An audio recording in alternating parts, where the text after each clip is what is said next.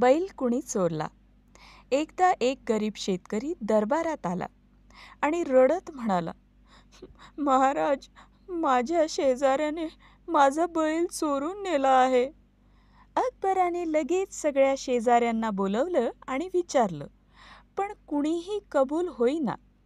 तेव्हा बिरबलाने युक्ती लढवली. त्याने सर्व शेतकऱ्यांना सांगितलं, तुमच्यापैकी ज्याने कोणी बैल घेतला असेल, आज रात्री बैल देवता त्याच्या स्वप्नात येईल. सकाळी बिरबलाने सर्वांना विचारलं, कोणाच्या स्वप्नात बैल आला? सर्वांनी नाही म्हटलं, पण एक जण खूप गोंधळलेला दिसत होता. बिरबलाने त्याच्याकडे बोट दाखवून म्हटलं, हा चोर आहे, कारण खरं बोलणारा माणूस घाबरत नाही. शेतकऱ्याला त्याचा बैल परत मिळाला आणि बादशहाने बिरबलाचं कौतुक केलं. जर तुम्हाला माझ्या स्टोरीज आवडत असतील तर प्लीज लाईक, शेअर, कमेंट आणि सबस्क्राईब करा. आणि व्हिडिओ बघितल्याबद्दल खूप खूप आभार.